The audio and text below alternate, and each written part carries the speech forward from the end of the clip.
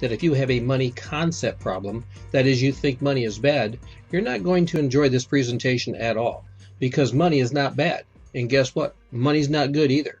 All money does is gives us options. Actually, it will amplify you. Give money to a good person and they'll do good things with it. And if you give money to a bad person, they'll do bad things with it. So if you're afraid that if you get more money, you'll be corrupted, well, this presentation is definitely not for you. Okay, I'm going to assume that if you're still with me, that you're open to making some more money. Now, before I get into the details of this talk, let me tell you a little bit about my dad. My mom and dad raised 8 kids. My dad was a Korean War vet who came home from the war and started his own business. As we were growing up, we watched our dad work harder than anyone else, but he was always working for himself. He owned a couple grocery stores, a farm, a bowling alley, a junior department store. He started a steakhouse and he developed real estate and more. My dad taught me that you make money in one of 2 different ways. You either make money as an earned income or you make money off of an investment or what he called a leveraged income. He taught us that when your money comes from an earned income, you're limited to how much money you can make dependent upon how valuable skill sets you possess, the market for those skill sets, and how much time you have. He taught us that if you want to maximize your income potential, we needed to learn how to develop a leveraged income as well as earning an earned income. He taught us that jobs were earned income and building a business and investing money was a leveraged income. He taught us that your earned income will make you a living and your leveraged income will make you a life. As we were growing up, we watched our dad build a huge leveraged income. And gang, listen very carefully to what I'm about to say. It's so much easier today to become wealthy than it was in my dad's day. Today, with the advancements in distribution, fulfillment, the internet, Skype, and Google Translator, you can, from the privacy of your home in Iowa, do business with a person who speaks Mandarin Chinese in Beijing and still make it to your kid's Little League game at 6:30. Gang, these are exciting times, and as long as we don't allow our government to steal away our rights to make a better life for our family through leveraged income, you too can build a dynasty. Now, here's an illustration as to the differences between an earned income model and a leveraged income model.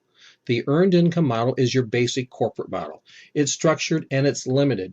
In the earned income model, you have more positions available at the job entry level than there are at the upper levels. And the higher you go, the more money you'll make.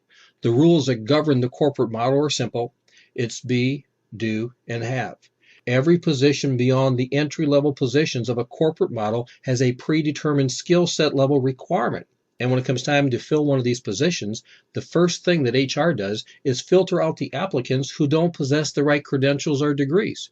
For example, if a company is filling a director of marketing position, they only interview people with MBAs. If you don't have an MBA, you don't even get considered for the interview, even if you possess the skill sets. It isn't fair, but that's the way the game is played. If you want to get interviewed for that position, you must first become an MBA. You must first be an MBA. If you got the B, then you get the interview. Now, just because you have the credentials doesn't mean you'll get the position. Now you have an opportunity to prove to HR that you actually do possess the skill sets. And if you have the B and you can prove to HR that you can do, then you'll get the position. And here's how that works in a corporate model. Your compensation for the position is based on the competition of the position. So what you'll have is a result of what the position pays, not what you're worth. Now, rather than complain and cry about how that system stinks, the free enterprise system allows for us to build a business of our own. And when you see the potential of the leveraged model, you'll understand how we can stimulate the economy beyond anyone's wildest dreams. Now, I'm assuming that if you're still with me, that you're not 100% happy with the money that you're making from the corporate model. So if you're looking to make more money, rather than go out and trade your hours for dollars in another earned income game, let's look at how to create a leveraged income that has no limits. Now, in contrast to the corporate model, which looks like a pyramid, the leveraged model looks like a V. There's no limit to what you can achieve with the leveraged model.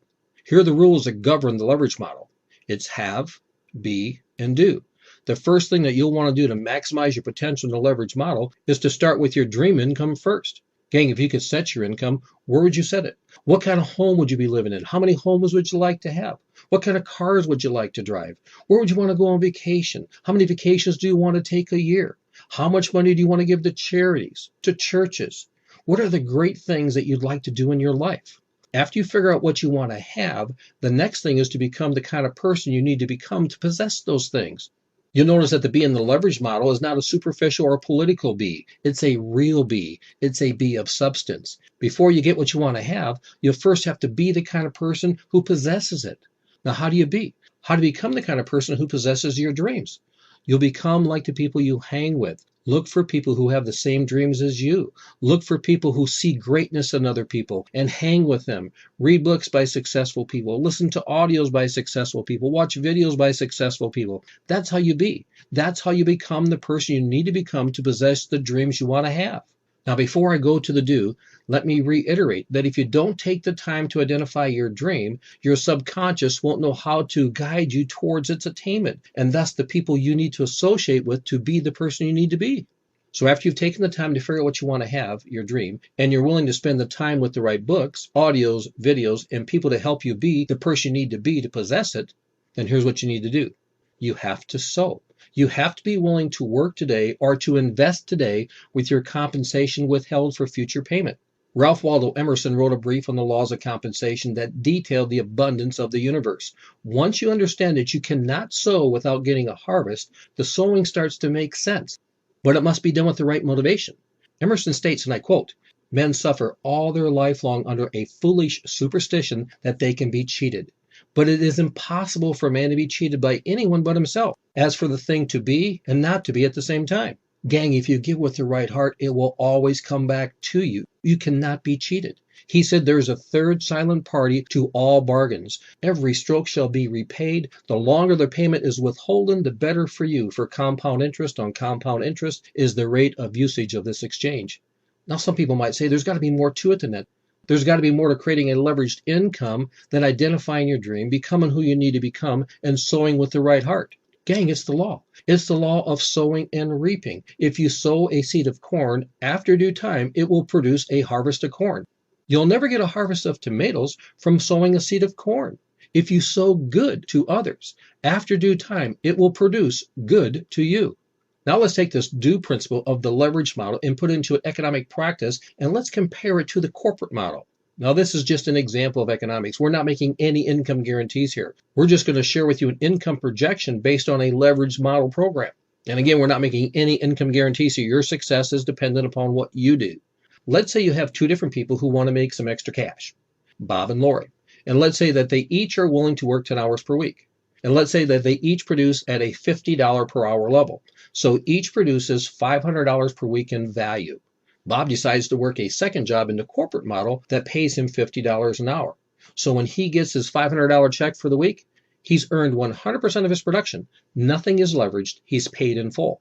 Lori decides to build a leveraged model that pays her $2.50 for every hour that is worked in her business. At 10 hours for the first week, Lori only makes $25 for her first week. She has only paid 5% of her true production. Lori has leveraged 95% of her production, $475. She has sowed it for future compensation. Now, gang, if you can get this, you can see why a leverage system is so powerful. The corporate model does not support the ability of an employee to have true leverage. Your post is structured and limited. You are paid in full for your production at the end of every pay period. A leverage system has a built-in expansion component. Since Lori is paid $2.50 for every hour that is worked in her business, she is motivated to find other people who'd be willing to leverage their time too. Now think about this. What's the chance that Lori could find two people in her first week who have a dream in their heart that they can't get doing what they're doing? They'd be willing to become the person they need to become to get their dream, and they'd be willing to leverage 10 hours per week to get it. What's the chance Lori could do that in her first week? Look what happens in her second week. Lori now has two partners, each working 10 hours too. That's a total of 30 hours worth of production that Lori's getting paid $2.50 on. That's $75 for the week. Now, what's the chance that Lori's two partners could duplicate what Lori did and find two each? In week 3, you now have 7 people putting in 10 hours per week. That's 70 hours of production that Lori is getting paid on. That's $175. In week 4, with the same duplication, you'll have 150 hours of production that Lori will be paid on. In week 5, Lori will have 310 hours of production.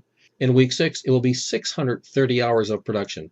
Gang, that's $1,575 for the week. Lori was paid on 630 hours worth of production, of which she only worked 10. Gang, what happens in week 7 if Lori doesn't work? With the normal duplication that is built into the leverage system, Lori will have 1,260 hours worth of production that she'll make $2.50 on, which is $3,150 for the week.